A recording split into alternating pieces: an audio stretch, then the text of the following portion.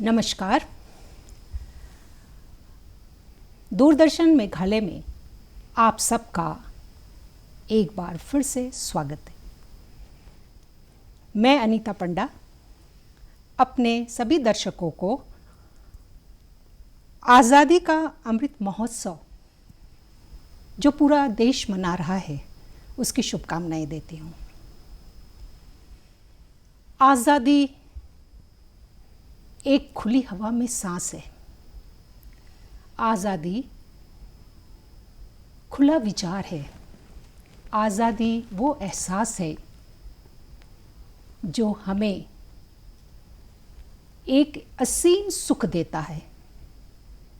परतंत्रता की बेड़ियां कितनी कठोर होती हैं, मानसिक, शारीरिक, आर्थिक, इसका अनुभव हमारे पूर्वजों ने किया था। आज आज़ादी के अमृत महोत्सव के अवसर पे एक लंबी यात्रा तय करते हुए हम आ पहुँचे हैं, जहां भारत विश्व गुरु बनने का सपना नहीं देख रहा है बल्कि उसे यथार्थ कर रहा है। हर क्षेत्र में हमने प्रगति की है, कहीं मोह भंग भी हुआ है, श्रृंखलाएं भी टूटी हैं, लेकिन जब कड़ियाँ जुड़ी तो इतनी मजबूत जुड़ी कि हमारा देश अब निरंतर आगे बढ़ रहा है। ऐसे में दर्शकों आवश्यकता है उनको याद करने की जो इस संग्राम में कलम के सहारे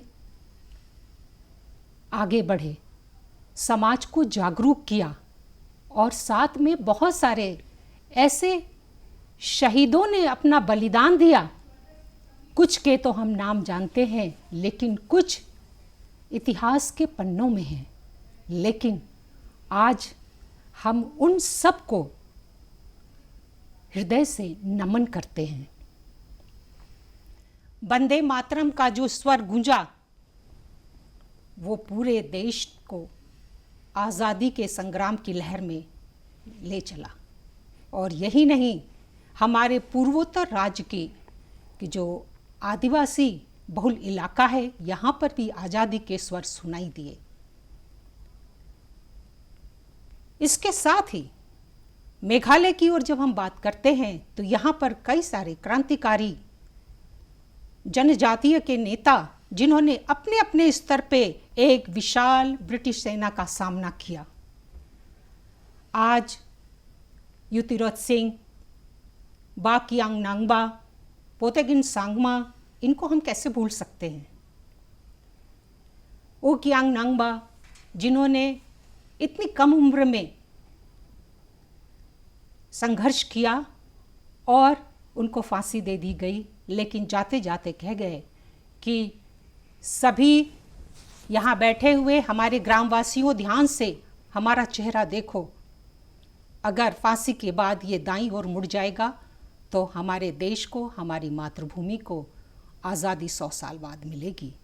और वो सपना, वो वचन साकार हुआ। तो ये थी तो एक पक्ष, लेकिन साहित्य में जो आज़ादी के स्वर हैं उसके बारे में बातचीत करने के लिए हमारे सामने बैठे हुए हैं डॉक्टर श्याम बाबू शर्मा जी, जो कि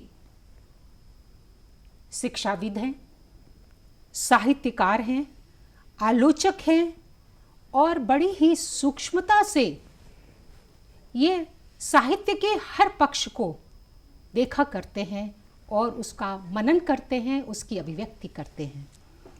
अभी ये इग्नू में प्राध्यापक हैं, जो कि इनका एक परिचय का एक भाग है। इनका महत्वपूर्ण पहलू है इनकी साहित्य रचना संसार, इनका दृष्टिकोण।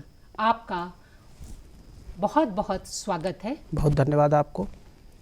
तो हमने काफ़ी समय ले लिया जी। और आज़ादी की लौ जगाने में, लेकिन साहित्य में आज़ादी के स्वर की यात्रा हम आपके साथ तय करेंगे जी। क्योंकि कहते हैं शस्त्र तो वो होता है तेज, लेकिन शास्त्र की भाषा उससे भी तेज होती है, क्योंकि वो मन को प्रभावित करती है और सब कुछ तो मन ही है। जी। मन ही गुलाम होता है, मन ही आज़ाद होता है। तो सबसे पहले आप जो है, आपसे मैं अनुरोध करूंगी कि आप बताएं कि आज़ादी में किस प्रकार से आज़ादी के स्वर जो है साहित्य में कैसे आए और किस तरह से इसकी यात्रा आई। सबसे पहले हमारे दूरदर्शन के सभी दर्शकों और दर्शकों के माध्यम से पूरे मेघालय राज्य और मेघालय राज्य से होते हुए पूरे देश को साहित्य के अमृत महोत्सव की मैं हार्दिक शुभकामनाएं ज्ञापित करता हूं और आशा व्यक्त करता हूं कि हमारा राष्ट्र जिस गति से प्रगति पथ पर बढ़ रहा है वो उसका मार्ग प्रशस्त पुण्य पंथ हो। प्रसाद जी की भाषा में अगर कहें तो उसका मार्ग प्रशस्त होता रहे, क्योंकि निराला जी ने लिखा था, वरदे वीणावादिन वरदे प्रिय स्वतंत्र रहो अमृत मंत्र नो भारत में भर दे। बहुत सुंदर। और वो भारत में ऐसी चीजों का प्रादुर्भाव करना चाहते थे। बालकृष्ण शर्मा नवीन जी की पंक्ति है कि कवि अब ऐसा कुछ लिख कुछ उथल पुथल मचा। जो कार्य, जैसा आपने कहा कि शस्त्र नहीं करता वो शास्त्र करता है, शस्त्र में कभी कभी धार लगानी पड़ती है, वैसे रचनाकार अपनी लेखनी की धार तेज करता है और उसकी जो मसी होती है वो शाश्वत होती है। रचनाकार जो भी लिखता है, रचनाकार कहीं जाता नहीं, निराला जी कहीं नहीं गए, बालकृष्ण शर्मा नवीन कहीं नहीं गए, भारतेंदु जी कहीं नहीं गए। आप सही कह रहे हैं, क्योंकि जैसे ही हम देश प्रेम की बात करते हैं तुरंत इनकी पंक्तियां अपने जहन में घूमने लगती हैं। और उनकी पंक्तियों के साथ साथ उनका आभा मंडल जो है वो हमारे अंदर एक ओज का प्रादुर्भाव करता है। उनकी पंक्तियां हम जैसे ही पढ़ते हैं कि हमने प्रथम विश्व युद्ध में अंग्रेजों की मदद किया और इस आशा के साथ किया कि अब हमको आज़ादी मिलेगी, लेकिन ब्रिटिशर्स ने हमको धोखा दिया और फिर हमको दूसरा रास्ता अख्तियार करना पड़ा। गांधी जी अहिंसा के माध्यम से आज़ादी लेना चाहते थे। उसमें कुछ गर्म दल के थे, कुछ नरम दल के थे, और जो हमारा साहित्यकार वर्ग था वो चुपचाप नहीं बैठा था, उसने शास्त्र के बजाय शस्त्र का सहारा लिया। कोई यथार्थवादी रचनाएं कर रहा था, कोई आदर्शवादी कर रहा था, और कोई अतीत को सामने रखकर हमारे अंदर अपने पूर्वजों की मिसाल देकर वो जीवटता जागृत करना चाहता था। बहुत सुंदर। जयशंकर प्रसाद जी के जब हम पन्ने पढ़ते हैं, चंद्रगुप्त, स्कंदगुप्त, तो जयशंकर प्रसाद जी ये नहीं कहते कि आपको ऐसा करना चाहिए। रचनाकार कभी ये नहीं कहता कि आपको ये करना चाहिए, वहां शिक्षा नहीं दी जाती। वहां रचनाकार के यहाँ सब कुछ साइलेंट मोड में होता है। वो अपनी बात कह देता है, फिर पाठक को सोचना है, विचार करना है कि क्या उचित है क्या अनुचित है। जी हाँ, बिल्कुल। चंद्रगुप्त के माध्यम से जब जयशंकर प्रसाद जी बात करते हैं तो वो दिखाते हैं कि हमारा अतीत कितना स्वर्णिम था, और वो जो स्वर्णिम अतीत था उसको हमको वापस लाना है। बहुत सुंदर। वो स्वर्णिम अतीत हमको वापस चाहिए। जी। भारतेंदु हरिश्चंद्र जी कहते हैं कि अंग्रेजों का राज बड़ा बढ़िया है, लेकिन ये गुलामी है। अंग्रेज राज सुख साज सबय अति भारी, पय धन विशेष विदेश चल जात यह अति ख्वारी। भाई ये तो सब हमारा लूट के ले जा रहे हैं, और हमारी भारतीय संस्कृति इतनी समृद्ध रही है कि हमारे यहाँ जो कोई भी आता है हम उसका बड़े प्यार से स्वागत करते हैं। उसमें उन्होंने भारतेंदु हरिश्चंद्र ने कहा, आवो मिलऊ रोज सब भाई।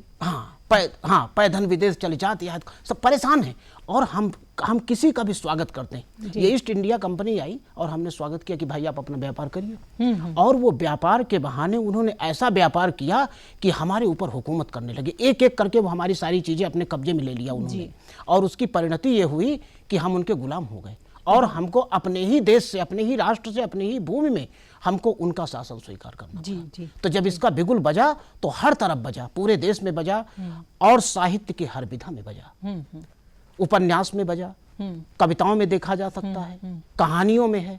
कहानियों में प्रेमचंद को कैसे भूल सकते? प्रेमचंद को भूला नहीं जा सकता। वतन, और इसके बाद उनकी गिरफ्तारी हुई, और बहुत कुछ और जो जिस विधा में अपनी कलम चला सकता था उन्होंने लिखा। सुभद्रा कुमारी चौहान ने बहुत रचनाएं की, लेकिन जो उनकी इस रचना में दम है कि सिंहासन हिल उठे राजवंशों ने भ्रकुटी तानी थी, सोए घोड़े बूढ़े भारत में फिर से आई नई जवानी थी, चमक उठी सन 57 में वो तलवार पुरानी थी, बुंदेलो हर बोलों के मुंह हमने सुनी कहानी थी, खूब लड़ी मर्दानी वो तो झांसी वाली रानी थी। इसने जज्बा दिया हमारी बहनों को, माताओं को, कि स्वतंत्रता की आग में कूद पड़ी। वहां खाली पुरुष नहीं थे, जी। स्वतंत्रता सेनानी नहीं थे, सेनानियां भी थी, सब लोग गए उसमें। नारी सशक्तिकरण की बात हम करते हैं, लेकिन उस समय नारी हमारे यहाँ थी, जागरूक थी, अस्त्र शस्त्र चलाती थी। ये बीच में कुछ गड़बड़ हुआ कि हमारे यहाँ नारी को तमाम विशेषणों से नवाजा गया, वो हम नहीं कहेंगे, नहीं तो नारी तो हमारे यहाँ हमेशा पूज्य रही, गार्गी रही, अपाला रही, सीता रही, तो हमारे यहाँ कोई पर्दा प्रथा थी नहीं। अहिल्याबाई, हाँ, रानी अहिल्याबाई, दुर्गावती। और जो अब जब हम आज ये कहते हैं कि अभी 2 दिन पहले अंतर्राष्ट्रीय महिला दिवस था कि स्त्री कंधे से कंधा मिलाकर चलने लगी है, तो अरे भाई पहले भी तो कंधा से कंधा मिला के चली है, आगे निकल गई है जी, है ना, इसलिए वो प्रणम में है जी। तब तो हमने कहा था ये तो नारस्ट पूजनते रमनते तत्र देवता, हाँ। तब हमने कहा था, ऐसे नहीं कहा था। बीच में कुछ गड़बड़ियां हुई, बहुत सारे आक्रांत आए, बहुत सारे आक्रमण हुए, और उन्होंने हमारी सभ्यता को कैप्चर करने की कोशिश की। और वो जब हम तब तक नहीं कभी कुछ बोलते जब तक हमारी सभ्यता, हमारी संस्कृति पर आंच नहीं आती। ये सभ्यता और संस्कृति पर हमारे आक्रमण था। जो हमारी गुलामी थी, वो गुलामी सिर्फ शासन से नहीं थी। तो जयशंकर प्रसाद जैसे कवि, जी, महान कवि, इन्होंने भारतीय संस्कृति को और देश प्रेम की जो रचनाएं की हैं, तो उसमें भारतीय संघ की हर रचना में भारतीय संस्कृति को कहीं संरक्षित किया, अतीत के माध्यम से बताते हैं बार बार कि हमारा अतीत कितना स्वर्णिम था, और अब इस अतीत को बचाना है, हमारी इस सभ्यता संस्कृति को बचाना है। वो प्रसाद जी के यहाँ है, वो निराला जी के यहाँ है। निराला जी इतना परेशान है उस गुलामी से कि कहते हैं बस एक बार और नाच तू श्यामा। काली से प्रार्थना करते हैं कि एक बार जरा अपना नृत्य दिखाइए, और फिर देखिए कि अंग्रेज कैसे भागे भागे फिरते हैं। ये जज्बा था उन रचनाकारों में, वो चुप बैठने वाले नहीं थे। उनकी वो रचना जागो फिर एक बार, जागो एक बार, मतलब वो जगाने की कोशिश करते हैं कि आप हार मान के क्यों बैठ गए हो, आप अंदर की आवाज पर सुनो। हाँ, हमारे वो पूर्वज इतने शौर्य और वीरता के साथ कितने एक विशाल भूखंड में राज करते थे। बिल्कुल। और जो भारत, इतना छोटा सा भारत सिमट के रह गया, टुकड़ों टुकड़ों में बट गया है। कभी हमारा देश आर्यावर्त जो था, वो एक विशाल भूखंड हुआ करता था। बिल्कुल। उसको तोड़ा गया, तमाम तरह की वैचारिकताएं थोपी गई, हमारे अंदर संकीर्णता भरी गई। वो गुलामी थी। इस सब का उल्लेख जो है, गुलामी सिर्फ प्रत्यक्ष नहीं होती, परोक्ष गुलामी होती। अगर हम वैचारिक रूप से गुलाम हो गए तो वो प्रत्यक्ष गुलामी से ज्यादा खतरनाक है, क्योंकि फिर हमारी वैचारिकता छीन जाती है। और उन्होंने यही तो किया, हमारी भाषा को छीना, एक ऐसी भाषा ला दी जिसको हम बोल के अभिजात्य महसूस करने लगे। वो हमारी स्वतंत्रता नहीं हो सकती। हमारी हिंदी में क्या कमी थी? आज अभी जब हम 2 साल का परिप्रेक्ष्य देखते हैं तो पूरा संसार क्यों नतमस्तक है हमारे नमस्कार प्रणाम पर। अभी आज भारतीय संस्कृति सभ्यता विश्व पटल पर इतनी पूज्य कैसे हुई? अब उसको लगा कि नहीं, भारत विश्व गुरु है। आप कह रहे थे विश्व गुरु का सपना नहीं, विश्व गुरु बनने पर अग्रसर है। वो दिख रहा है सामने कि वो विश्व गुरु कैसे बन रहा है। जी, वो कैसे बन रहा है, क्योंकि अब हमारी सारी चीजें स्वीकार की जा रही। हमारी सारी चीजें जितनी थी राष्ट्रभक्ति की, वो सब सनातन से जुड़ी थी।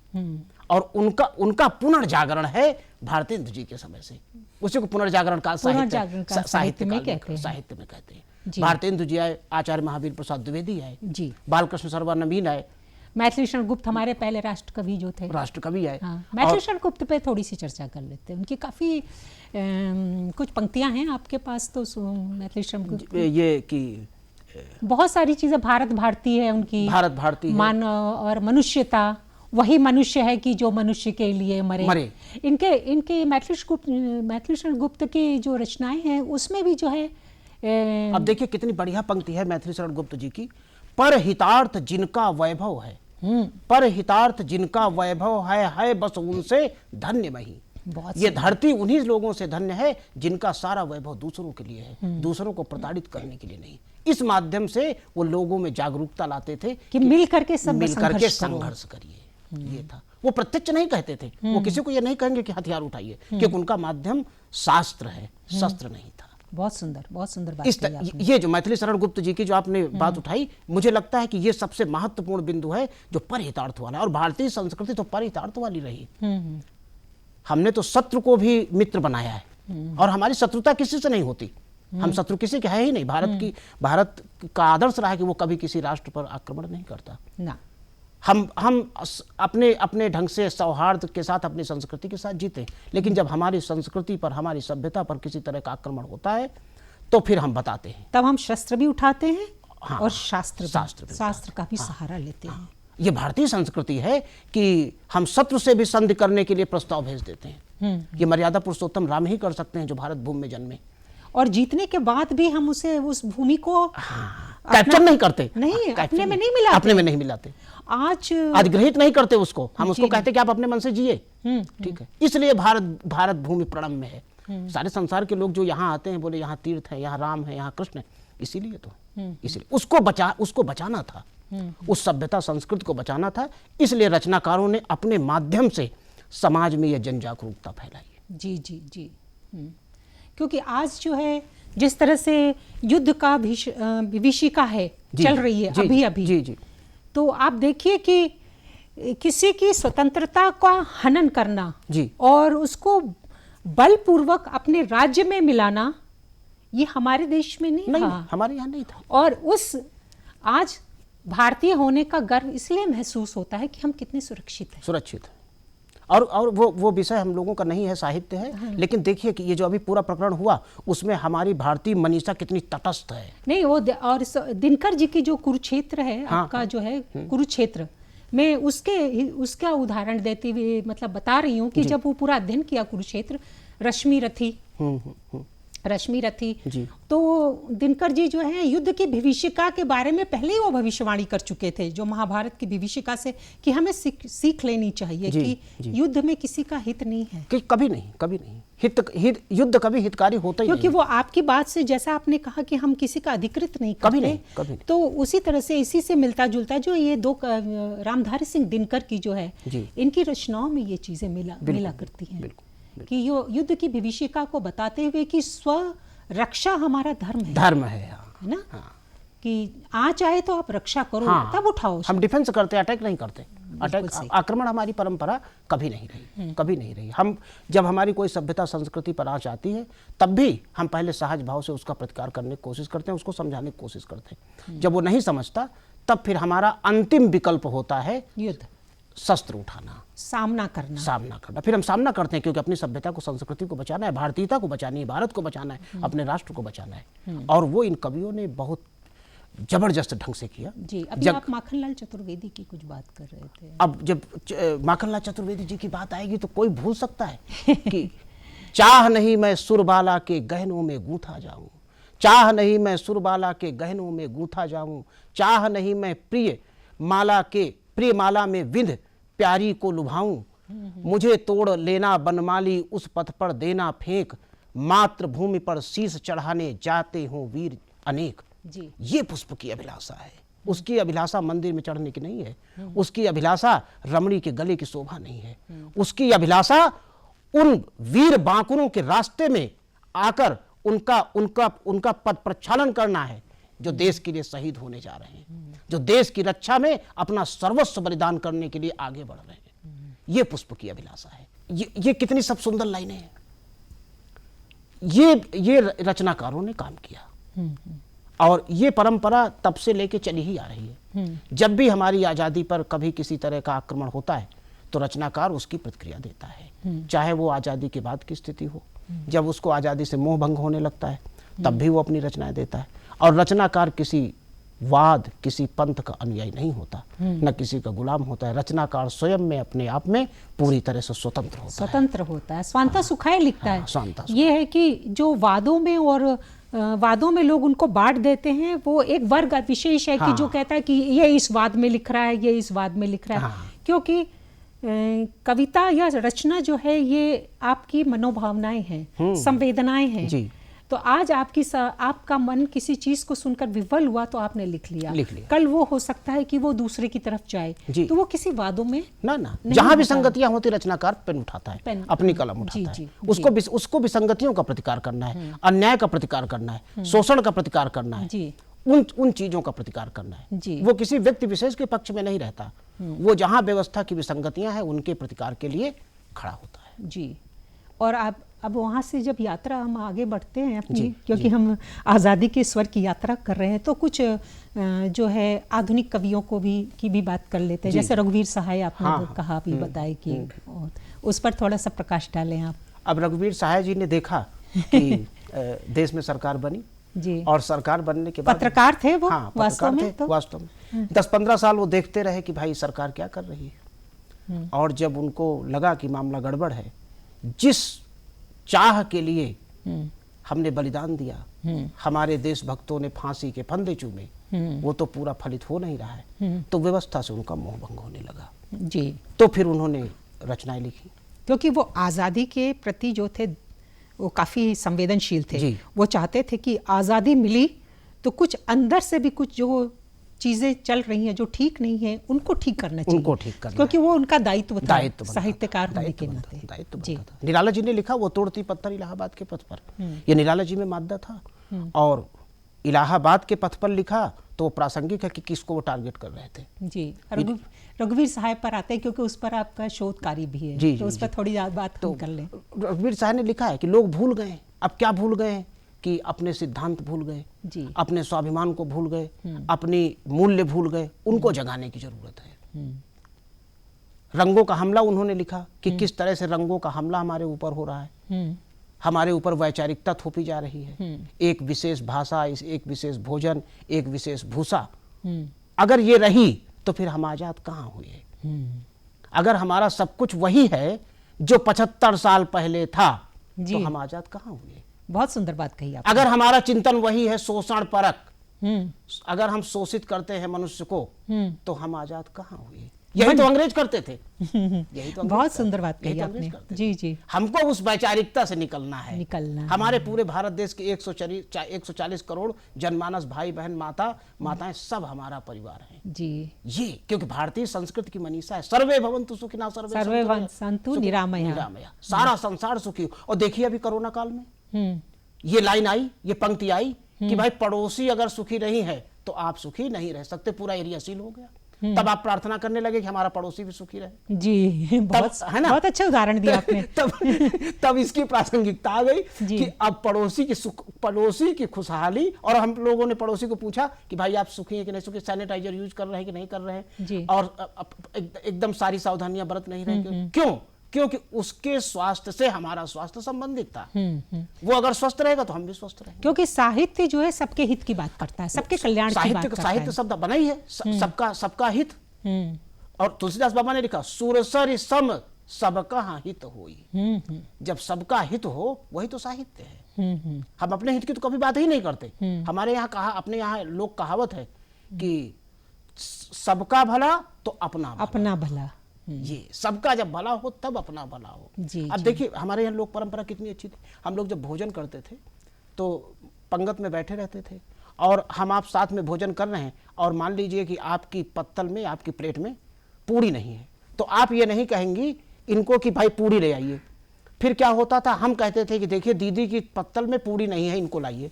तो जब आपको वो पूड़ी तरकारी देने आते थे तो आप तुरंत कहती थी भैया को भी दो।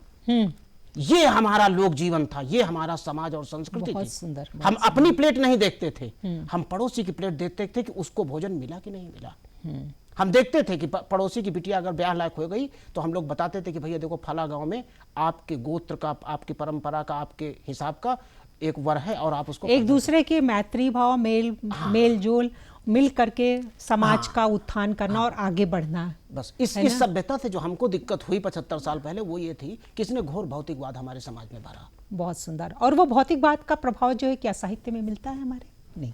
नहीं, साहित्य उस भौतिकवाद की ओर कटाक्ष करता है, उसका काम हटाना है। हाँ, हमको तो ऐसे संदर्भ में हम सुदामा पांडे धूमिल जी को याद करें। धूमिल जी को याद करते हैं। अब धूमिल जी ने तो जो आपने व्यवस्था का मोह भंग कहा, धूमिल जी ने लिखा ही है। और उन्होंने उनका व्यवस्था से इतना मोह भंग हुआ कि उन्होंने इतना तक लिख दिया, संसद से हमारी संसद, हाँ हमारी संसद तेल की वो घानी है जिसमें आधा तेल और आधा पानी है।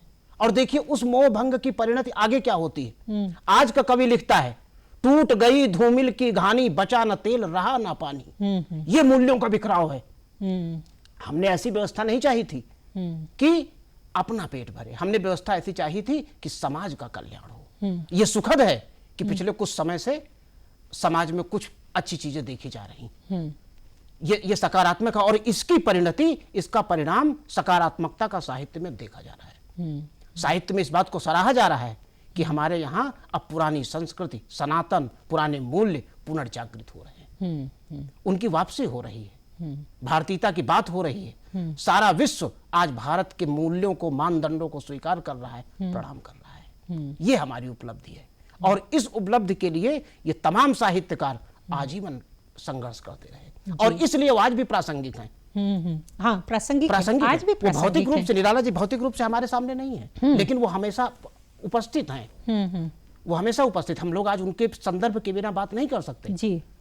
हम राम नरेश त्रिपाठी के संदर्भ के बिना बात नहीं कर सकते, आचार्य द्विवेदी के संदर्भ के बिना बात नहीं कर सकते, भारतेंदु जी के बिना बात नहीं कर सकते, मैथिली शरण गुप्त के बिना बात नहीं कर सकते, धूमिल के बिना बात नहीं कर सकते, नागार्जुन के बिना बात नहीं कर सकते। क्यों? इन्होंने जो कुछ रचा, जो कुछ गढ़ा, जो मानक स्थापित किए साहित्य में और समाज को दिया, वो शाश्वत है जी। वो समकालीनता से भी ऊपर हैं, वो शाश्वत हैं, वो हमेशा रहेंगे, क्योंकि जब जब समाज में विसंगतियां आएंगी तब तक उनको रिफर किया जाएगा, उनके संदर्भ हमेशा टटोले जाएंगे और वही हम मूल्यों की जब बात करेंगे तो उनको किनारे नहीं कर सकते जी जी। अब ये शाश्वत मूल्यों की बात कर रहे हैं, लेकिन अभी जो रचनाएं हो रही हैं जी, अभी जो रचना लिखा जा रहा है साहित्य में, चाहे वो गद्य में लिखे, चाहे लघु कथाओं किसी में भी लिखे, तो आप क्या कहते हैं उसके बारे में? आपकी क्या राय है? क्योंकि आप खुद ही एक प्रसिद्ध लघु कथाकार हैं। अब देखिए, अभी जो दशा है, जो गद्य की स्थिति जी, अब इसको थोड़ा सा मान लीजिए हम खाली साहित्य के संदर्भ में बात करें तो वो जो भौतिकवाद आया, उस भौतिकवाद ने हमारे समाज को तोड़ा, समाज को तोड़ा। समाज, और ये हमारी बहुत सारी कहानियों में दिखता है, कमलेश्वर की कहानियों में, राजेंद्र यादव की कहानियों में। समाज को तोड़ा, परिवार टूटा और घोर भौतिकता का परिणाम ये हुआ कि मनुष्य एकदम अकेला रह गया, और उसका प्रभाव हर पल आपकी जो कथाओं में और गद्यों में, क्योंकि आपकी कुछ लघु कथाएं मैंने भी पढ़ी जी जी, तो काफ़ी मतलब कि जो समाज की जो भ्रामक स्थिति है, भौतिकवादता है, उस पर आपने काफ़ी कटाक्ष किया है जी जी, और लोगों को राह दिखाने की कोशिश की है। तो चूंकि इस पर अगर हम बात करें तो ये यात्रा इतनी लंबी हो जाएगी कि ये कभी ख़त्म नहीं होगी। हाँ, लंबी बातचीत। तो हम जाएंगे, जाते जाते आप कोई गीत या कोई कविता सुना दें आप जाते जाते, किसी भी अभी जो याद आ रही है तो वो मान लीजिए हम अमृत महोत्सव के संदर्भ में कविता पढ़ें जी, तो प्रसाद जी को नमन करते हुए मैं पढ़ूंगा। हिमाद्रि तुंग श्रृंग से प्रबुद्ध शुद्ध भारती, स्वयं प्रभा समुज्ज्वला स्वतंत्रता पुकार, अमर्त्य वीर पुत्र हो दृढ़ प्रतिज्ञ सो चलो, प्रशस्त पुण्य पंथ बढ़े चलो बढ़े चलो बढ़े चलो। बहुत बहुत धन्यवाद, बहुत बहुत धन्यवाद, आपको भी बहुत धन्यवाद। और इतना सुंदर समापन के लिए मैं बहुत ही आपकी आभारी हूँ डॉक्टर श्याम बाबू शर्मा जी, और आशा करते हैं कि आपके साथ ये सफ़र जारी रहेगा। फिर से हम आज़ादी के स्वर के ऊपर बात करेंगे, साहित्य के अनुदान पर, और इसके साथ ही फिर से आज़ादी के अमृत महोत्सव का ये शुभकामनाएं देते हुए मैं अनीता पंडा आपसे विदा लेती हूँ और आपसे पुनः मुलाकात होगी एक नए विषय के साथ। आपके साथ साथ हमारे मेहमान अतिथि, आपको भी मेरा सादर नमन, और आप सब को हमारा जय हिंद, जय भारत।